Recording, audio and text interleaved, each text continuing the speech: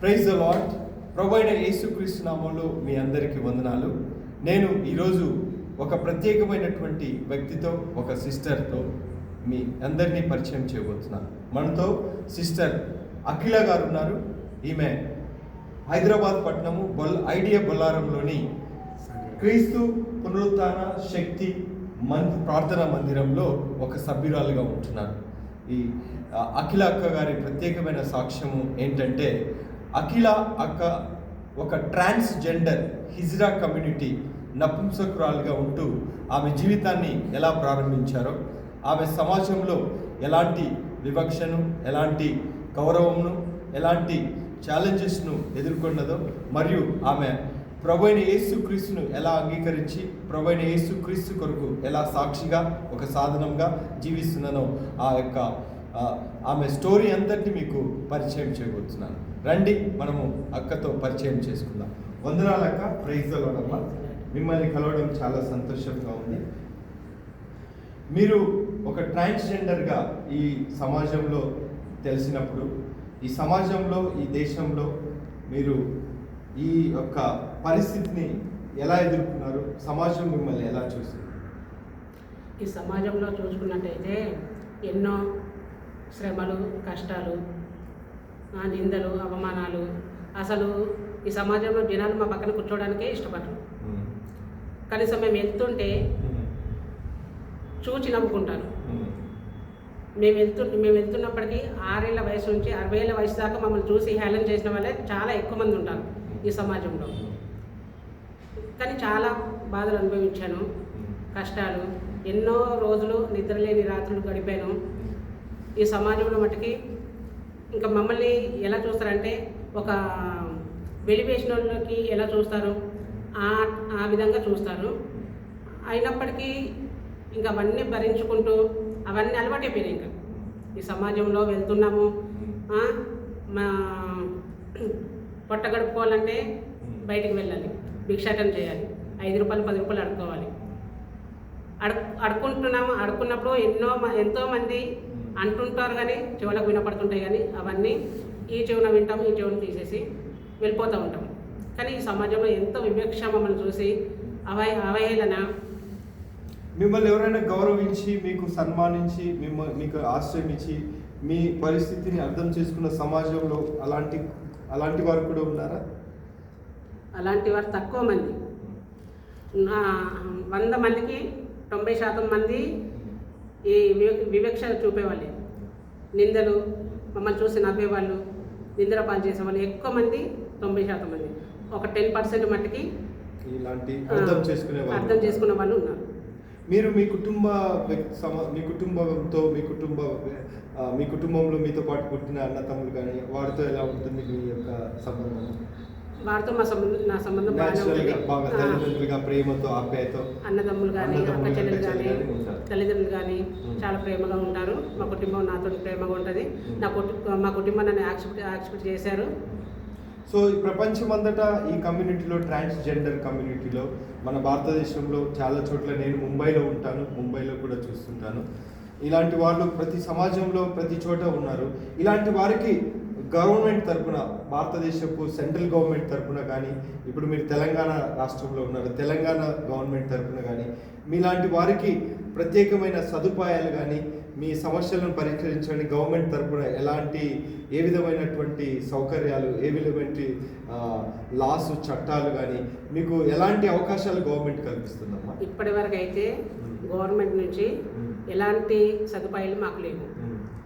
ఈ తెలంగాణలో మట్టుకి ఇప్పుడు రేవంత్ రెడ్డి ప్రభుత్వం వచ్చిన తర్వాత కొంతమందికి, ఒక 30-40 మెంబర్స్కి ట్రాఫిక్ కానిస్టేబుల్గా ఉద్యోగం ఇచ్చారు. సో మీరు చదవాలని, ఉద్యోగ ప్రయత్నాలు చేయాలని గవర్నమెంట్ ఆఫీసులలో, గవర్నమెంట్ డిపార్ట్మెంట్లో, ప్రైవేట్ కంపెనీస్లో కూడా మీకున్న సమాజంలో ఆశ ఉంటుందా సిస్టర్స్కి, మీలాంటి వారికి? ఉంటుంది, కాకపోతే చేయలేని పరిస్థితి. వివక్షను బట్టి అపార్థం చేసుకుంటారు. అసలు మా పక్కన కూర్చోవడానికే ఇబ్బంది పడతారు. అసలు మేము నడుస్తుంటే మా పక్కన నిలబడడానికే ఇబ్బంది పడతారు ఈ సమాజంలో. అలాంటిది కొంచెం ఇబ్బంది పడతారు. ఇది మారాలంటారా సమాజంలో? ఇది మారాలి.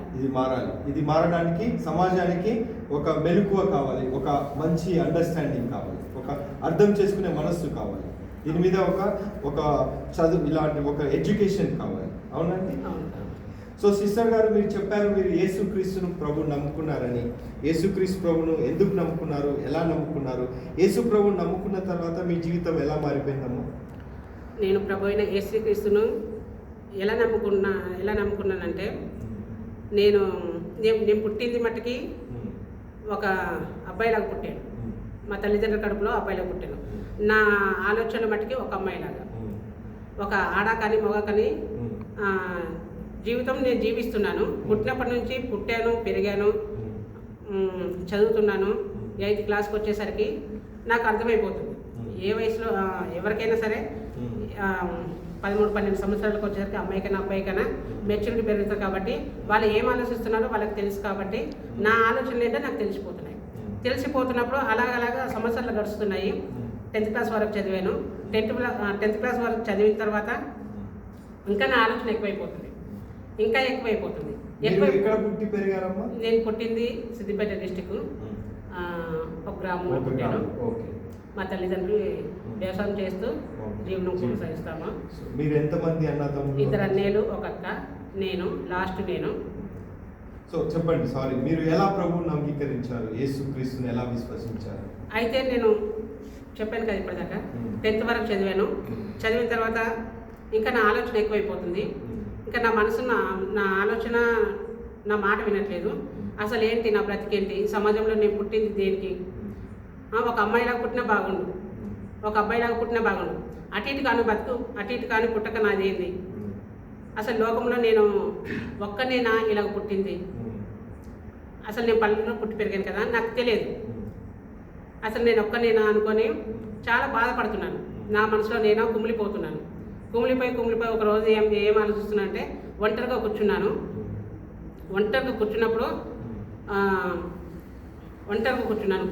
అప్పుడు అసలు నన్ను నేను మర్చిపోయి కూర్చున్నాను. ఇంకా అప్పుడు ఎలాంటి సమయం అంటే, ఇంకా నాకు సహాయం చేసేవారు ఈ భూమి మీద ఎవరు లేరు, నన్ను రక్షించే వాళ్ళు ఇంకెవరు లేరు అనుకున్న సమయంలో కూర్చున్న తర్వాత నా కళ్ళన్నీ మొత్తం మూసుకుపోయినట్టు, భూమి అంతా నిరాకారంగాను, శూన్యంగాను, ఎటు చూసినా ఏమి కనిపిస్తలేదు. ఆ సమయంలో నా దగ్గరికి ఒక వ్యక్తి వచ్చి అంటున్నాడు కదా, నువ్వు ప్రభు అయిన యేసుక్రీస్తుని నమ్ముకో అన్నాడు. అంటే నేనన్నాను కదా ఇప్పుడు వెంటనే, నేను చావనైనా చేస్తాను కానీ నేను ప్రభు అయిన యేసుక్రీస్తుని మటుకి నమ్ముకోను. నేను ప్రభు అయిన యేసుక్రీస్తుని నమ్ముకుంటే మా ఇంట్లోంచి నన్ను వెలివేస్తారు, లేకపోతే నన్ను చంపేస్తారు. నువ్వు మా దేవుడు కాదు, నేను నమ్ముకోను అన్నాను. అన్నంత లోపలనే మళ్ళీ వచ్చిన మనిషి ఇంకా నాకు కనపడలేదు. నా కళ్ళు తెరుచుకున్నాయి. నా చుట్టూ చూసే జనాలు. నేను అప్పుడు అనుకుంటున్నాను, అసలు నా దగ్గరకు వచ్చింది ఇప్పుడు ఎవరు మాట్లాడారు అనుకున్నాను. కానీ కాకపోతే అప్పుడు ఆ సమయంలో మటుకి మా ఊర్లో మటుకి అసలు ప్రభు అయిన యేసుక్రీస్తు అంటే, దేవుడు అంటే ఎవరికి తెలిసేది కదా. అసలు నాకు చిన్న వయసు, అసలు దేవుడు అని తెలుసు కానీ మా దేవుడు కాదు, ఫలానా వాళ్ళు నమ్ముకుంటారంట అని ఆలోచన ఉండేది. నేను కూడా నేను అదే మాట్లాడి కళ్ళు తెరిచేసరికి చుట్టూ జనాలు. నేను ఆలోచిస్తున్నాను, అసలు ఇప్పుడు నా దగ్గరికి వచ్చింది ఎవరు, నాతో ఎవరు మాట్లాడారు అని ఆలోచించుకున్నాను. మనకి ఇంకా అవన్నీ మళ్ళీ మర్చిపోయి, ఇవన్నీ ఎందుకులే నాకు అనుకొని మర్చిపోయిన తర్వాత ఒక 15 రోజుల తర్వాత మా హిజ్రా కమ్యూనిటీ ఒక ఫ్రెండ్ నాకు పరిచయం అయితే తను నేను కలిసి ఆంధ్ర వెళ్ళిపోయాము. ఆంధ్ర వెళ్ళిపోయిన తర్వాత ఆంధ్రాలో దేవుడు ఒక దేవుని బిడ్డల దగ్గరికి నడిపించాడు. అయితే అక్కడికి నడిపించిన తర్వాత నేనేం చేశానంటే, అక్కడ వాళ్ళు ప్రార్థన చేస్తున్నారు, శోధన వచ్చింది వాళ్ళకి. శోధన వచ్చినప్పుడు కన్నీటి ప్రార్థన చేస్తున్నారు. కన్నీటి ప్రార్థన చేసినప్పుడు నేను కూర్చొని వింటున్నాను. కన్నీటి ప్రార్థన 1-2 గంటల సేపు ప్రార్థన చేశారు మోకాళ్ళ మీద. చేసినప్పుడు నేను చూస్తున్నాను, నాకు తెలియదు కదా, వింటున్నాను. విన్న తర్వాత అలా ప్రార్థన చేస్తుండగా వాళ్ళ శోధన సమస్య దేవుడు కార్యం చేశాడని మరుసటి రోజు అనుకుంటున్నారు. అంటే నేను అనుకున్నాను కదా, అయితే ఈ దేవుడు మనం ఏం మాట్లాడితే వినే దేవుడా, అని నేను నా మనసులో అనుకుంటున్నాను. నా మనసులో విశ్వాసం కలుగుతుంది. ఆ విశ్వాసం చొప్పున నేనేం చేస్తున్నానంటే, ఇంకా నేను అంతమందికి విగ్రహారాధన కుటుంబంలో నేను పుట్టాను. విగ్రహారాధన పూజలు చేసుకుంటూ ఉండేదాన్ని. ప్రతి మంగళవారము, ప్రతి శనివారము ఆంజనేయ స్వామి భక్తునిగా నేను ఉన్నాను. అయితే అప్పటి నుంచి వాళ్ళు ప్రార్థన చేసినప్పుడు ఎప్పుడైతే దేవుడు కార్యం చేశాడు అని అంటున్నారో, నేనేమనుకున్నానంటే, అవునా యేసు ప్రభు మనం మాట్లాడితే మనం ప్రార్థన చేస్తే వింటాడా అనుకొని నాలో విశ్వాసం కలిగింది. ఆ విశ్వాసం చొప్పున ఇక నేను ఎక్కడికి వెళ్ళినా సరే నేను ఒక మాట, ప్రభువా యేసయ్య నేను వెళ్తున్నాను, నాకు సహాయం చేయి, నాకు తోడుగా ఉండు, ఈ ఒక్క మాట, నాకు ప్రార్థన రాదు, ఈ మాట అనుకొని వెళ్తున్నాను. చర్చికి అయితే వెళ్ళేదాన్ని కాదు. వెళ్తున్నాను అలాగ ఆంధ్రాలో నేను వెళ్ళినప్పటి నుంచి మా కుటుంబానికి 7-8 ఇయర్స్ దాకా నేను ఆంధ్రాలో ఉన్నాను. ఆంధ్రాలో ఏలూరులో ఉన్నాను. అయితే ఉన్న తర్వాత 8 సంవత్సరాలు అయిన తర్వాత ఇప్పుడు నేను ఎలాగైతున్నానో అలాగ నేను మారడం జరిగింది. మారిన తర్వాత మళ్ళీ నా మనసు మా కుటుంబం మీదకి ఆలోచన కలిగింది. మా ఇంటికి వెళ్ళాలి, మా తల్లిదండ్రులను చూడాలి, మా కుటుంబంతో నేను ఉండాలి, కలిసి ఉండాలనుకొని మళ్ళీ ఆలోచన కలిగినప్పుడు మా ఇంటికి వచ్చాను. కానీ నా మనసులో ఏంటి, నేను పుట్టింది ఒక పుట్టుక, నేను పెరుగుతుంది, నేను జీవిస్తుంది ఒక జీవితం. అసలు సమాజంలో మమ్మల్ని చూస్తేనే వెలివేస్తారు, మమ్మల్ని చూస్తేనే చీదరించుకుంటారు. అలాంటిది మా ఇంటికి వెళ్ళి అందరి ముందు నా ముఖం ఇలా చూపెట్టుకోలేను అని. ఒకవేళ మా తల్లిదండ్రులు ఒప్పుకున్నా కానీ ఇరుగు పొరుగు వాళ్ళు ఏమనుకుంటారు, మా అమ్మ నాన్నలు ఎంత ఇబ్బంది పెడతారో, అవమానం చేస్తారేమో, హేళన చేస్తారేమో, నవ్వుతారేమో, అలాంటి వాని కన్నావా మీరు కన్నారా అని అనుకొని నాలో నేను అనుకుంటున్నాను కానీ ఇంకెలాగైనా వెళ్ళాలి, వాళ్ళ మా అమ్మ నాన్న చూడాలి, మా కుటుంబంతో నేను ఉండాలి అని ఫిక్స్ అప్ అయ్యి వెళ్ళాను. ఒకరోజు ఎప్పుడు వెళ్ళాను, నైట్ 10కి వెళ్ళాను. నైట్ 10కి వెళ్ళి మళ్ళీ ఉదయం 4 గంటలకే మళ్ళీ బయటకు వెళ్ళిపోయాను. ఆ రోజంతా నన్ను చూసి మా అమ్మ నాన్న ఏడవడము, నేను వాళ్ళని చూసి ఏడవడము. అయితే ఆ రోజంతా అలా గడిచిపోయింది. మళ్ళీ వాళ్ళు ఏమంటున్నారంటే, నువ్వు ఎలాగున్నా సరే మా కడుపులో పుట్టావు కదా, నువ్వు ఎలాగున్నా మాకు పర్వాలేదు, నువ్వు చీర కట్టుకున్నా పర్వాలేదు, నువ్వు ఫ్యాన్ షర్ట్ వేసుకున్నా పర్వాలేదు, నువ్వు మా బిడ్డవి, నువ్వు మా బిడ్డవి, నువ్వు రా అని అంటున్నారు. అన్న తర్వాత నేనేం చేశానంటే, అలాగా నైట్ 10 గంటలకు వెళ్ళి ఉదయం 4 గంటల వరకు ఉండి 4 గంటలకు వెళ్ళిపోయాను కదా, అలాగ ఒక 4-5 ఇయర్స్ అలా గడిపాను. అలా గడిపిన తర్వాత ఇంకా పల్లెటూరు కదా, ఆ ఊళ్ళో ఏమనుకుంటున్నారు, మా ఇంటికి వస్తున్నాను. ఊళ్ళో అబ్జర్వ్ చేశారు కదా చుట్టుపక్కల వాళ్ళు, ఎవరు వస్తున్నారు పోతున్నారు, ఎవరు వస్తున్నారు అని మా ఇంట్లో మా నేవల పిల్లలు వాళ్ళని అడిగితే ఆమె ఏం చెప్పింది, మా బాబాయ్ వస్తున్నాడు పోతున్నాడు, ఇలా ఉన్నాడు అని చెప్పింది. చెప్పిన తర్వాత ఊరంతా తెలిసిపోయిన తర్వాత మా పెద్దన్న ఏమన్నాడు, మళ్ళీ ఇంకా నైట్ వెళ్దాము అనుకొని నేను డిసైడ్ అయిపోయి వస్తున్నానని ఫోన్ చేస్తే, నువ్వు నైట్ మట్టికి రావద్దు, వస్తే నువ్వు పొద్దున్నే పగలేరా, నువ్వు పగలు వస్తే అంటే నేను అన్నాను కదా, ఎందుకు నన్ను పగలు రమ్మంటున్నారు, పొద్దున్నే ఉదయం ఎందుకు రమ్మంటున్నారు అన్నయ్య అంటే, అందరికి తెలిసిపోయిందిరా నువ్వు ఇలాగ వస్తున్నావని అందరికి తెలిసిపోయింది. మేము ఒప్పుకుంటున్నాము, వాళ్ళతో ఇరుగు పొరుగులతో నీకు సంబంధం ఏంటి, మేమే ఒప్పుకుంటున్నాం కదా అని అన్నాడు. అన్న తర్వాత నేనేం చేశాను, సరే మా కుటుంబమే నన్ను అంగీకరించాను, ఇంకా నాకు వేరే వాళ్ళతో నాకు సంబంధం ఏంటి అనుకొని నేను ఒకరోజు పగలే వెళ్ళిపోయాను. అప్పుడు ఒక పండగ, ఆ పండగకి వెళ్ళాను, పగలే ఉదయం వెళ్ళాను 7 గంటలకు వెళ్ళాను. ఇంట్లో కూర్చున్న తర్వాత వెళ్ళిన తర్వాత చుట్టుపక్కల చూస్తున్నారు. అలాగా మా వీధి వరకు చూశారు, మా వీధి తర్వాత పక్క వీధి, అలా ఊరంతా చూశారు. ఊరంతా వచ్చి చూసిన తర్వాత చుట్టుపక్కల ఊళ్ళు మా గ్రామంలో పక్కకు తాండాలు ఉంటాయి. ఆ తాండాల వాళ్ళు కూడా వచ్చి ఒక జాతరలాగా ఒక ఎలా జరుగుతుందంటే ఒక పండగలాగా అలా నన్ను చూస్తున్నారు. కొంతమంది మాట్లాడుతున్నారు. వాళ్ళు ఇంకా వాళ్ళ మనసులో ఏమనుకుంటున్నారో నా ముందైతే మంచిగా మాట్లాడుతూ వెళ్ళిపోతున్నారు. వాళ్ళు ఏమనుకుంటారో మనకు తెలియదు. నవ్వి వాళ్ళు నవ్వుతున్నారు, హేళన చేసేవాళ్ళు హేళన చేస్తున్నారు, వెళ్ళిపోతున్నారు. అలాగా ఒక విలేకరు వచ్చాడు. విలేకరు వచ్చి ఏమన్నాడంటే ఒక ఫోటో తీసుకుంటాను నేను అని అన్నాడు. అంటే నేను అన్నాను కదా, వద్దు ఫోటో ఎందుకు, నేను దిగను అన్నాను. అంటే మా అమ్మ ఏమన్నది, తీసుకొని తీరా ఏమవుతుంది అని అన్నది. అంటే సరే తీసుకోవాలి కూర్చున్నాను. బయట కూర్చుంటే అతనేం చేశాడు, ఆ ఫోటో తీశాడు. తీసి ఈరోజు ఉదయం 10 గంటలకు తీస్తే రేపు తెల్లవారు ఉదయము ఆ ఫోటో ఒక హెడ్లైన్ తోటి ఒక 16 ఏళ్ళ యువకుడిగా వెళ్ళి ఒక 20 ఏళ్ళ యువతిగా తిరిగి వచ్చాడు అని రాసి దాని కింద మ్యాటర్ రాశారు కదా.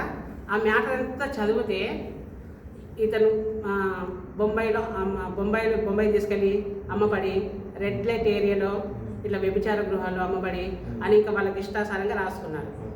రాసుకున్న తర్వాత ఆ ఉదయం లేచి నేను బయట కూర్చున్న తర్వాత మా ఫ్రెండ్స్ వాళ్ళు చుట్టూ మాట్లాడుతూ ఉంటారు కదా, వాళ్ళు వచ్చి ఇట్లా నేను ఫోటోలు ఈనాడు పేపర్లో వచ్చాము, పేపర్ తీసుకొచ్చి నాకు చూపిస్తే నేను చదివి కూర్చున్నాను. ఒక 10 నిమిషాలకే న్యూస్ ఛానల్స్ ఉంటాయి కదా, న్యూస్ ఛానల్స్ మొత్తం ఒక 10, 8, 7 ఒక 10 ఛానల్ దాకా మా ఇంటికి వచ్చాయి. జెమినీ, ఈటీవీ, TV9, సాక్షి, TV5 ఇవన్నీ ఛానల్ పట్టుకొని వచ్చారు. వచ్చేసి అక్కడ పెట్టేసి నా ముందు, నువ్వు రా మాట్లాడు, ఏంటి నీ జీవితం బట్టి మాట్లాడుతున్నాను. అసలే నేను సిగ్గుతోని భయంతో బాధపడుతున్నాను. వీళ్ళు వచ్చి మాట్లాడమంటున్నారు. నేను ఏం మాట్లాడతాను, నా జీవితమే ఈ జీవితం, నేను ఏం మాట్లాడగలుగుతాను అనుకొని నేను వాళ్ళు మాట్లాడమంటే నేను వెళ్ళి ఏం చేశానంటే ఇంట్లోకి వెళ్ళి దాక్కున్నాను. నేను మాట్లాడినంటే మాట్లాడను అనుకొని దాక్కున్న తర్వాత వాళ్ళు 2 గంటల సేపు ఉండి వాళ్ళ ఇష్టం వచ్చింది మాట్లాడుకొని వాళ్ళు వెళ్ళిపోయిన తర్వాత ఇంకా నేను 2 గంటల వరకు బయటికి రాలేదు. మాట్లాడలేదు. వాళ్ళు వెళ్ళిపోయిన తర్వాత ఇంకా లోపల వాళ్ళు అంటున్న మాటలు నా చెవులకు వినపడుతున్నాయి. ఆ మాటలన్నీ వింటుంటే అసలు నా బ్రతికెందుకు, అసలు వాళ్ళు అవమానపరిచి అవహేళన చేసి అలాంటి తృణీకరించిన అలాంటి మాటలన్నీ మాట్లాడతాం. ఆ మాటలన్నీ నా చెవులకు వినపడుతున్నాయి. ముందు మా తల్లిదండ్రులు కూర్చున్నారు. అసలు నేను వచ్చి వాళ్ళని బాధ పెట్టడం ఏంటి, నా బ్రతికి ఇలా అయిపోయింది, నేను ఎక్కడో ఉంటే బాగుండు, నేను వచ్చి అనవసరంగా మా తల్లిదండ్రులని బాధ పెడుతున్నా, కుటుంబాన్ని బాధ పెడుతున్నాను, ఇలాంటి మాటలు ఏంటి అని నా చెవులకు మాటలు వినపడ్డప్పుడు నేను అనుకున్నాను కదా, ఇంకా నేను బ్రతకకూడదు, నేను చనిపోతాను. ఆ మాటలు విని నేను బ్రతకకూడదు. ఎందుకంటే నేను బాధపడేది కాకుండా వాళ్ళని కూడా బాధ పెడుతున్నాను కదా. ఇంటికి వచ్చి నేను రాకుండా బాగుండు, అక్కడే ఉంటే బాగుండు, అక్కడ చచ్చిపోతే బాగుండు, వాళ్ళకి కనపడకుండా నేను వచ్చి వాళ్ళని బాధ పెడుతున్నాను, మా తండ్రిని అనుకొని నేనేం చేశానంటే ఇంకా నేను బ్రతకను అనుకొని కిరోసిన్ ఉంటే పైన పోసేసుకున్నాను. పైన పోసేసుకొని చనిపోదాం అనుకుంటే అందరూ వచ్చి నన్ను కాపాడి, అప్పుడు మా అమ్మ మా నాన్న వాళ్ళు వచ్చి ఏమంటున్నారంటే వాళ్ళు అంటున్న మాటలు, ఎందుకు బిడ్డా, ఎందుకు చచ్చిపోతావు, నువ్వేం తప్పు చేసావని, నువ్వు ఇలా పుట్టడం నీ తప్ప కాదు కదా అని మా అమ్మగారు అంటున్న మాటలు, నీ తప్పు కాదు కదా, అది దేవుడు చేసింది, అంతేగాని మేము ఎవరు చేసింది కాదు, నువ్వెందుకు చచ్చిపోతావు, నువ్వు చనిపోవద్దు, మా కడుపులో నువ్వు చనిపోవద్దు, నువ్వు ఎక్కడికి వెళ్ళొద్దు, ఇంకా మీ కమ్యూనిటీ దగ్గరికి నువ్వు వెళ్ళొద్దు, మనకు ఉందో లేదో మేము కష్టపడి నిన్ను పెంచుకుంటాము, చదువుకుంటాము, నువ్వు ఎక్కడికి వెళ్ళొద్దు, ఇక్కడే ఉండు అని అంటున్నారు. మరి ఇంకో మాట అంటున్నారు కదా వాళ్ళు, అయితే మా కడుపులో ఒక కుంటివాడైనా ఒక గుడ్డివాడైనా మూగవాడైనా పుడితే మేము సాదుకోమా, మేము చంపుకోం కదా, సాదుకుంటాం కదా అనుకొని వాళ్ళు నన్ను ఓదార్చున్నారు. ఓదార్చిన తర్వాత సరే ఆ రోజు గడిచిన తర్వాత సరే అమ్మ వాళ్ళు మాట్లాడిన మాటలకి నేను కూడా కొద్దిగా మనసు ఇదైనా ఇది అనిపించి నేను కూడా కూర్చున్న తర్వాత అలాగా ఒక 5-10 days గడిచిపోయింది. గడిచిపోయిన తర్వాత ఎన్ని రోజులు ఇంట్లో ఉంటాను, ఊర్లో ఉంటాను. ఉన్నా కానీ ఎవరో ఒకరు వస్తున్నారు, ఏదో ఒకటి అంటున్నారు, నా చెవులకు వినపడుతుంది, హేళన చేస్తున్నారు, నవ్వుతున్నారు, అపహాసం చేస్తున్నారు. నేను ఇంకా ఉండను ఇక్కడ. 1 నెల ఉన్నాను, ఇక ఉండలేకపోయాను ఇక. మళ్ళీ నేను వెళ్ళిపోవాలి కమ్యూనిటీ దగ్గరికి. అయితే నాకు ఈ ఇన్సిడెంట్ జరిగిన తర్వాత మా కమ్యూనిటీ నాకు అందరూ ఫోన్ చేస్తున్నారు. ఏంటి నువ్వు అలాగే చెప్పావు, వాళ్ళకి తెలియదు కదా, ఏంటి న్యూస్లో వచ్చింది ఇదంతా, ఈనాడు పేపర్లో, న్యూస్లో, టీవీలో అన్నిట్లలో వచ్చింది. బొంబాయి, ఢిల్లీ, మొత్తం తెలంగాణ, ఆంధ్ర మొత్తానికి అందరూ నాకు ఫోన్ చేస్తున్నారు. మా గురించి ఏమైనా చెప్పావా, మేమేం చేసామా అని వాళ్ళు భయపడుతున్నారు. భయపడుతున్న నేను అనుకున్నాను కదా, ఇప్పుడు నేను ఎక్కడికి వెళ్ళాలి? ఆంధ్ర వెళ్దామంటే వాళ్ళు నన్ను వెళ్ళిన తర్వాత మళ్ళీ ఏం చేస్తారు? బొంబాయి వెళ్దామంటే అక్కడ వాళ్ళు ఈ న్యూస్ విన్నారు, అక్కడ సమస్య అవుతుంది. నేను ఎక్కడికి వెళ్ళాలని ఆలోచించుకుంటున్నాను. ఎక్కడ దారి కనిపించలేదు నాకు, ఎక్కడ దారి కనిపించలేదు. అప్పుడు ప్రభు అయిన యేసుక్రీస్తు చెప్పినట్టుగా అన్ని దారులు మూసుకుపోయినా దేవుడు ఒక దారి తెరిచే ఉంచుతాడు అన్నట్టుగా నాకు హైదరాబాద్ రావాలని దేవుడు నన్ను ఇటు నడిపించాడు. ఇక్కడ నడిపించేసి నేను వచ్చాను, ఈ బొల్లారం వచ్చాను. ఈ బొల్లారంలో వచ్చిన తర్వాత కూడా బొల్లారంలో ఎన్నో శ్రమలు, కష్టాలు, శోధనలు. నాకు ఇల్లు లేదు. ఫస్ట్ వచ్చి నేను ఇల్లు గురించి, రెంట్ గురించి వెళ్ళాను. రెంట్ గురించి వెళ్తే అంటున్నారు కదా, వెళ్తున్నాను, అడ్వాన్స్ ఇస్తున్నాను. కొందరు అడ్వాన్స్ తీసుకుంటున్నారు. అమ్మ ఇల్లు ఉందా, టూలెట్ బోర్డు చూసి వెళ్తున్నారు. వెళ్ళి అమ్మ ఇల్లు ఉందంటే ఉందమ్మా అంటున్నారు. అంటే రెంట్ చెప్తున్నారు. అమ్మ ఎంతమంది ఉంటారు అని వాళ్ళు అడుగుతున్నారు. అంటే మేము 2 ఉంటామా. 2 ఎవరెవరు అంటే ఈమె, నేను, మా ఫ్రెండ్, నేను. అవునా, అయ్యో లేదనుకుంటామా ఇల్లు అని అంటున్నారు. అలాగా ఒక 10-15 ఇళ్ళు తిరిగాము. తిరిగిన తర్వాత ఇంకొక ఇంటికి వెళ్ళాము. ఇంటికి వెళ్తే వాళ్ళు ఏమంటున్నారు అంటే, గేట్ తీసుంటే లోపలికి వెళ్ళాను. లోపలికి వెళ్ళి అమ్మ ఇల్లు ఉందా, రెంట్కి ఇస్తారా అని అంటే ఆవిడ అంటున్నమాట, ఏంటి లోపలికి వచ్చావు నువ్వు, ఎందుకు వచ్చావు నువ్వు లోపలికి, అసలు నువ్వు లోపలికి రావచ్చా, బయటికి వెళ్ళి ముందు, బయట గేట్ బయట ఉండి మాట్లాడు, నువ్వు ఇంట్లోకి రాకూడదు, మీలాంటి వాళ్ళు ఇంట్లోకి రాకూడదు అని మాట్లాడుతుంది. అమ్మ రెంట్కే కదమ్మా, రెంట్కు టూలెట్ అని రాసుంటే వచ్చి అడుగుతున్నావు అమ్మా, ఎందుకు అలా మాట్లాడుతున్నావు అని నేను అన్నాను. అంటే ఆవిడ అంటున్నమాట, మీలాంటి వాళ్ళకి మేము ఇల్లులు ఇవ్వము, ఇది మా ఆడపిల్లలు ఉండే ఏరియా, మేము ఇల్లు అని అంటుంది. మేము బయటికి వెళ్ళి మాట్లాడు, ఇక్కడ ఉండకూడదు అని. అలాగా చాలా ఇల్లు తిరిగాను కానీ ఇల్లు దొరకలేదు. ఒక్క ఇల్లు దొరికింది. ఆ ఇంటికి మట్టికి ఉంటున్నాము. ఒక 1 month 2 months అయ్యింది ఉంటున్నాము. ఆ రెంట్ అడగడానికి అతను ఎప్పుడు వచ్చాడంటే 8 గంటలకు వచ్చాడు. నైట్ 8 గంటలకు వచ్చాడు. నైట్ 8 గంటలకు వచ్చినప్పుడు నేనేమన్నానంటే, అన్నయ్య ఇప్పుడు రెంట్ అడిగే పద్ధతేనా, పొద్దున్న రావచ్చు కదా, ఇస్తాను కదా అన్నయ్య అని అన్నాను. అంటే అతను అంటున్నాడు, ఏంటి రెంట్ అడిగితే నువ్వు ఇప్పుడు వచ్చావు ఏంటి అంటున్నావు. 9 గంటలకు వచ్చాడు. 9 గంటలకు వచ్చాడు. 9 గంటలకు వస్తే ఇప్పుడు అన్నయ్య 9 గంటలకు వస్తారు ఎవరైనా, పొద్దున్న రానే నేను ఇస్తాను అని చెప్పాడు. అన్న మాటకి అతను కోపం వచ్చేసి బయటికి వెళ్ళిపోయి, బయట ఇంకా ఏం చేశారో ఒక 3-4 ఎంబడి పెట్టుకొని వచ్చాడు. వచ్చేసి రౌడీలను కాదు, మామూలు జనాల్ని, గల్లీలో ఉంటున్న జనాల్ని తీసుకొని వచ్చేసారు. తీసుకొని వచ్చి అతను ఏమంటున్నాడు, మీరు ఇప్పుడు ఖాళీ చేస్తారా, సామాన్ అంతా తీసి బయటపడేయమంటారా అని అతను అంటున్నాడు.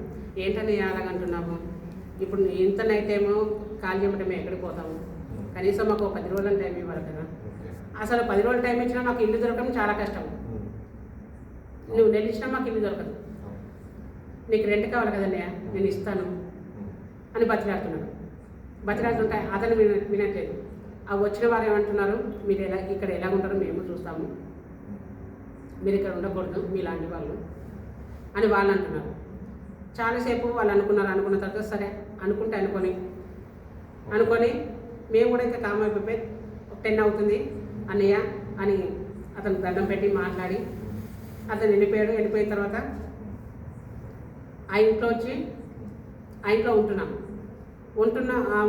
ఇంకా నాకు ఒక ఆలోచన వచ్చింది. ఏంటి, ఈ సమాజంలో కనీసం ఇల్లు ఉండడానికి ఇల్లు కూడా ఇవ్వడానికి మాకు అర్హత లేదు. అంత నీచమైన బతుకు మాది అని నేను ఆలోచించుకొని నేనేమనుకుంటున్నానంటే, మనకి ఒక సొంత ఇల్లు ఉండాలి, కొనుక్కోవాలి అని నేను ఆలోచించుకొని నేను మా అమ్మ నాన్నకి ఫోన్ చేశాను. అమ్మ, ఇట్లా నాకు ఇల్లు మట్టికి ఎవరు ఇవ్వట్లేదు, చాలా ఇబ్బంది అయిపోతుంది. పక్కన అంటే అదే గల్లీలో ఒక ఇల్లు ఉంది, అయితే ఒక ఇల్లు తీసుకుంటే బాగుంటుంది కదా అనుకొని మా అమ్మ నాన్నతో మాట్లాడిన తర్వాత సరే తీసుకుందాం అని వాళ్ళు అన్నారు. అన్న తర్వాత మరి డబ్బులు తీసుకురండి అమ్మ, కొన్ని డబ్బులు నా దగ్గర ఉండేవి, కొన్ని డబ్బులు మీరు తీసుకురండి అమ్మ, తీసుకుంటానంటే సరే డబ్బులు తీసుకొని వచ్చారు. వచ్చిన తర్వాత ఆ డబ్బులు వెళ్ళి మాట్లాడుకున్నాము ఆ ఇంటి ఓనర్ తోటి. కొంత అమౌంట్ పే చేసాము, అడ్వాన్స్ కింద ఇచ్చేసిన తర్వాత 40 days ఇట్లా టైం ఉంటుంది కదా, ఆ టైం ఉన్నది. ఆ టైం కూడా గడిచిపోయిన తర్వాత మళ్ళీ వెళ్ళాము డబ్బులు పట్టుకొని, పూర్తిగా అమౌంట్ పట్టుకొని వెళ్ళిపోయాము. ఇది అదే మా ఇక్కడంతా రిజిస్ట్రేషన్ చేయడానికి వెళ్ళిన తర్వాత అక్కడ వాళ్ళకి మాకు ఒక 5,000 కాడ వచ్చింది. అది క్యాన్సిల్ అయిపోయింది. మళ్ళీ అనుకుంటున్నాను, ఏంటి దేవుడా, ఇది కూడా క్యాన్సిల్ అయిపోయింది, అసలు ఏంటి ఇప్పుడు మా బ్రతికేంటి అనుకున్నాను. 2018 అప్పుడు అయితే 2018లో అనుకుంటున్నాను. పాస్టర్ గారు అప్పటికే వచ్చి ప్రార్థన చేసి వెళ్ళిపోతూ ఉండేవారు. అప్పటి వరకు నేను విశ్వాసం అయితే నాకు ఉంది, కానీ నేను మందిరానికి వెళ్ళేదాన్ని కాదు, ప్రార్థన చేసుకునేదాన్ని కాదు. నేను ఎక్కడికైనా వెళ్తుంటే ప్రభువా నేను వెళ్తున్నాను నన్ను కాపాడు, అలాగా మనసులో ప్రార్థించుకుంటూ వెళ్ళేదాన్ని అంతే. కానీ మోకరించి ప్రార్థన చేయాలి, మందిరానికి వెళ్ళాలి, దేవుడు వాక్యం వినాలని నాకు తెలియదు. పాస్టర్ గారు ప్రేయర్ చేసి వెళ్ళిపోయేవారు. అలాగా ఒక సిస్టర్ గారు వచ్చి మా ఇంట్లో ప్రార్థన చేసిన తర్వాత అదే సంవత్సరంలో దేవుడి మహాకృప వలన ఈ మందిరం పక్కనే స్థలము దొరికింది. స్థలంలో ఇల్లు కట్టుకున్నాము. ఇల్లు కట్టుకున్న తర్వాత 2020 మార్చి 16వ తారీఖున నేను బాప్టిజం తీసుకున్నాను. 2020 సంవత్సరం మార్చి 16న మీరు నూతన సృష్టిగా మార్చబడ్డారు. బాప్టిజం తీసుకున్నాను, ప్రభు రక్తం చేత కడగబడ్డాను. అయితే అప్పుడు నేను మార్చి 16వ తారీఖున బాప్టిజం తీసుకున్నాను, రక్షణ పొందిన తర్వాత 4 daysకి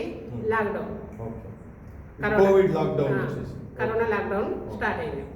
కరోనా లాక్డౌన్ స్టార్ట్ అయితే అప్పుడు నేను ఏం చేస్తానంటే, ఇంకా బయటకు వెళ్ళేది ఎక్కలేదు కదా, ఇంతకుముందు కంటేనేమో అడుక్కోవడానికి మిక్సర్ చేయడానికి బయటకు వెళ్ళాలి, పొద్దున వెళ్తే సాయంత్రం వచ్చేవాళ్ళం. అప్పుడు ఇంకేం ఉండదు కదా, ఇంట్లోనే ఉంటే ఈ పరిశుద్ధ గ్రంథం ఉంది కదా, ఈ పరిశుద్ధ గ్రంథాన్ని రోజు పొద్దున మధ్యాహ్నం సాయంత్రం చదువుకునేదాన్ని. చదువుకునేదాన్ని నాకు వచ్చిన ప్రార్థన నేను చేసుకుంటున్నాను. అలాగే దేవుడు మాట్లాడుతున్నాడు. అలాగా లాక్డౌన్ అయిపోయింది. మందిరానికి వస్తున్నాను. మందిరానికి వచ్చిన తర్వాత దేవుడు మాట్లాడుతున్నాడు. మందిరానికి వచ్చిన తర్వాత దేవుడు మాట్లాడుతున్నాడు. మాట్లాడిన తర్వాత ఇంకా నేను ఎక్కువ బైబిల్ చదవాలి, నాకు వచ్చిన ప్రార్థన నేను చేసుకోవాలి, మందిరానికి రావాలి, వారం రావాలి.